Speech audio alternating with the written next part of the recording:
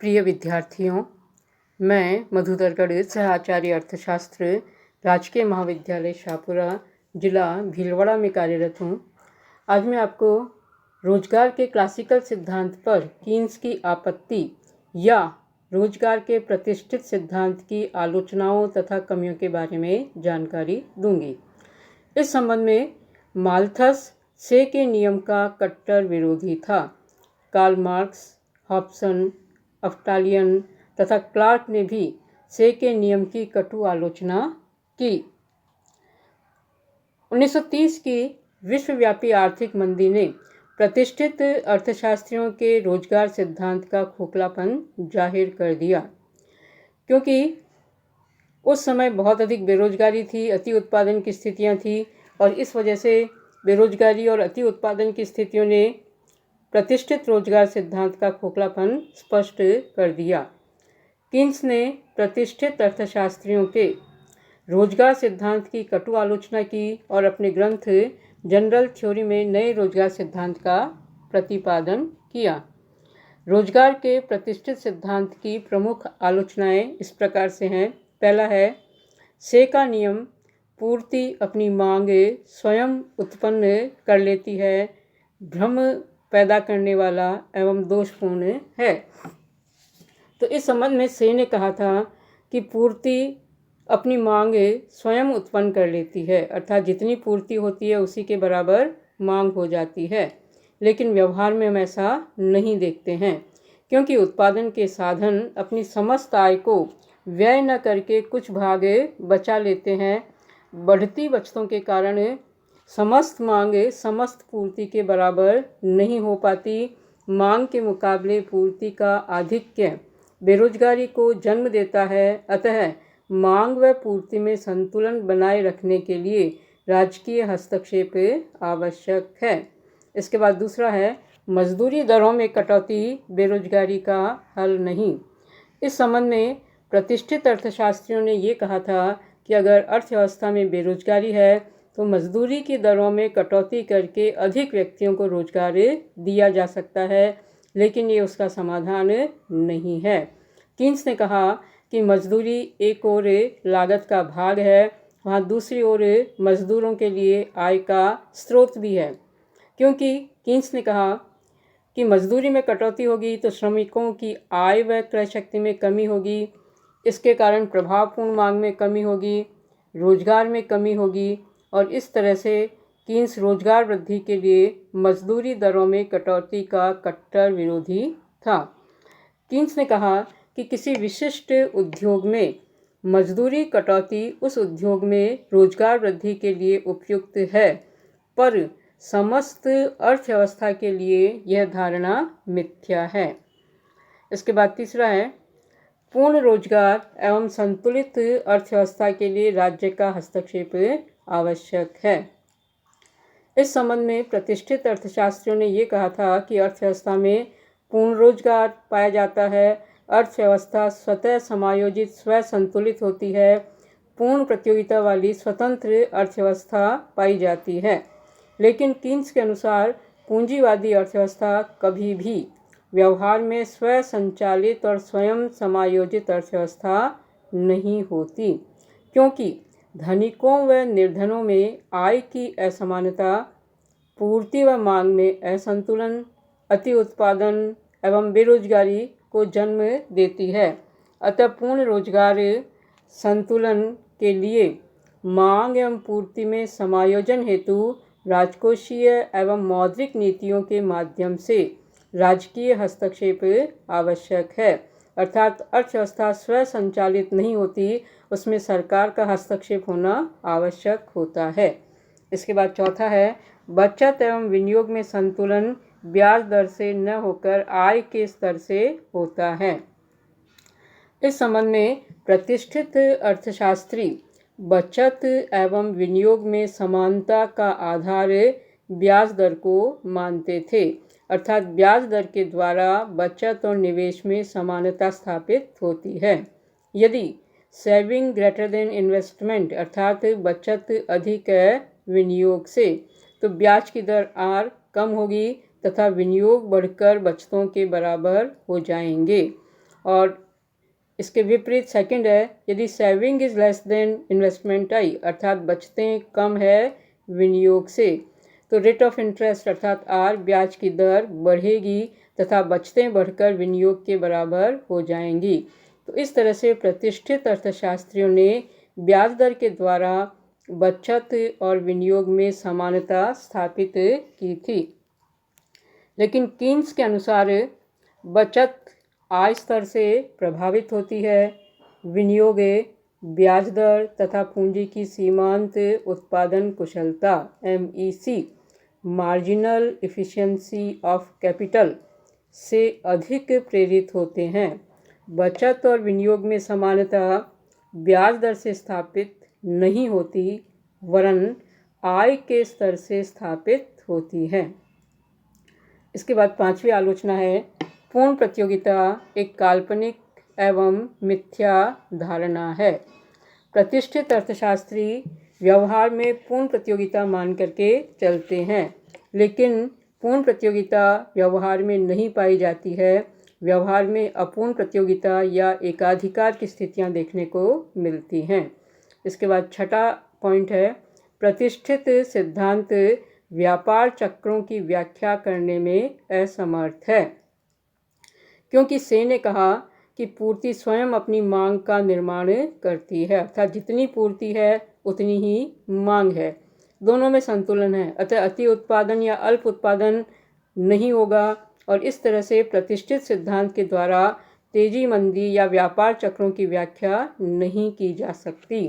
इसके बाद सातवीं आलोचना है, प्रतिष्ठित सिद्धांत में वास्तविक क्षेत्र को मौद्रिक क्षेत्र से पृथक कर दिया, जबकि दोनों क्षेत्र परस्पर घनिष्ठ रूप से संबंधित है और एक दूसरे को प्रभावित करते हैं। प्रतिष्ठित सिद्धांत में वास्तविक क्षेत्र अलग है, मौद्रिक क्षेत्र अलग है, लेकिन वास्तव में देखा जाए तो दोनों क्षेत्र एक दूसरे से घनिष्ठ रूप से संबंधित रहते हैं और एक दूसरे को प्रभावित करते हैं। इसके बाद आठवां पॉइंट है, पूर्ण रोजगार अर्थव्यवस्था की सामान्य स्थिति नहीं। तो प्रतिष्ठित अर्थशास्त्रियों के अनुसार अर्थव्यवस्था में सदैव पूर्ण रोजगार विद्यमान रहता है।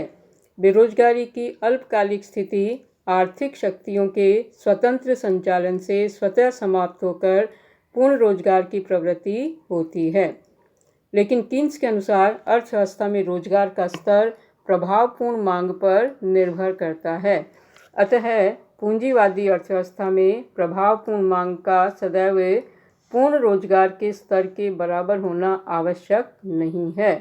अतः अर्थव्यवस्था में अपूर्ण रोजगार संतुलन की स्थिति एक सामान्य होती है, पूर्ण रोजगार तो एक अपवाद तथा आदर्श है।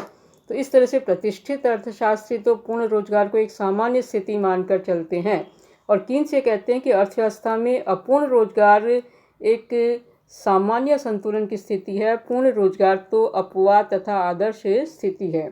इसके बाद नवा है, दीर्घकालीन विश्लेषण का व्यावहारिक जीवन में विशेष महत्व नहीं होता। तो प्रतिष्ठित अर्थशास्त्रियों का जो सिद्धांत है यह दीर्घकाल से संबंध रखता है।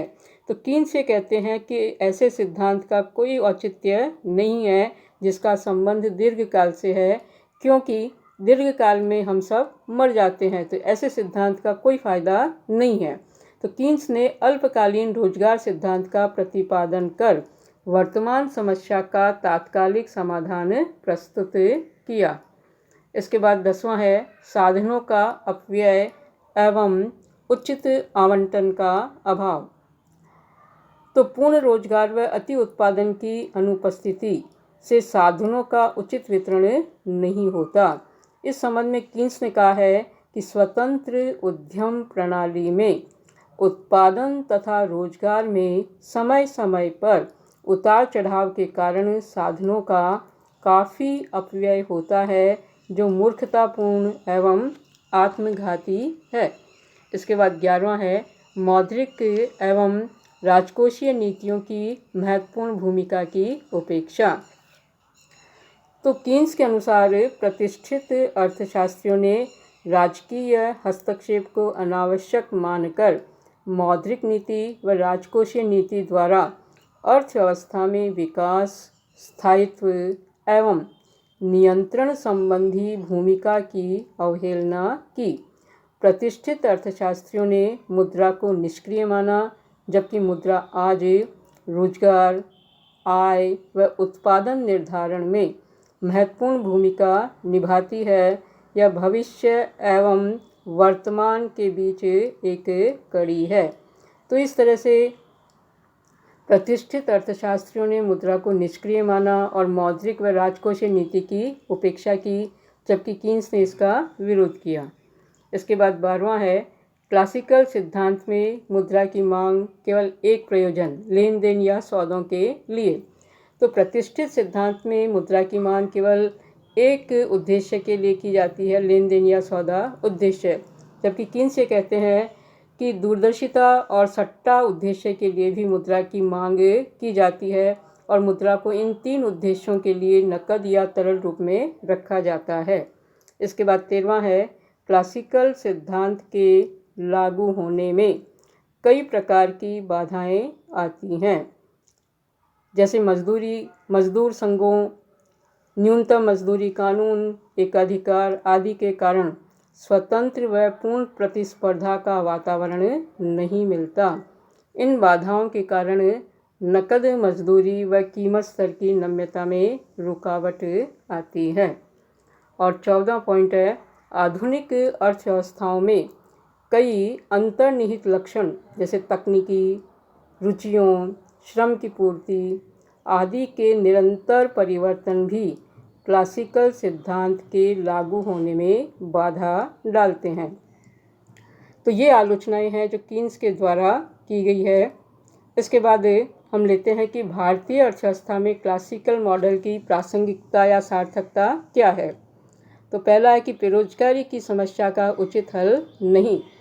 तो प्रतिष्ठित सिद्धांत में ये कहा गया है कि मजदूरी दरों में कटौती करके बेरोजगारी की समस्या हल की जा सकती है, लेकिन ऐसा भारत में नहीं कर सकते हैं, क्योंकि श्रम संघों का विरोध किया जाता है और श्रम संघ मजदूरी की कटौती को स्वीकार नहीं करते। इसके अलावा भारत में न्यूनतम मजदूरी दर वैसे ही कम है। दूसरी बात यह कि छिपी बेरोजगारी व अल्प रोजगार स्थितियां भारत में पाई जाती हैं। इसके बाद दूसरा है, बचतें ब्याज दर पर निर्भर नहीं करती। तो प्रतिष्ठित अर्थशास्त्र में ये कहा गया कि बचतें ब्याज दर पर निर्भर करती है, लेकिन भारत में बचतें आवश्यकता, व्यक्ति की आय, बचत की आदत, आय का वितरण, कीमत स्तर आदि पर निर्भर करती है। इसके बाद तीसरा है, भारतीय अर्थव्यवस्था में सरकारी हस्तक्षेप का बोलबाला है।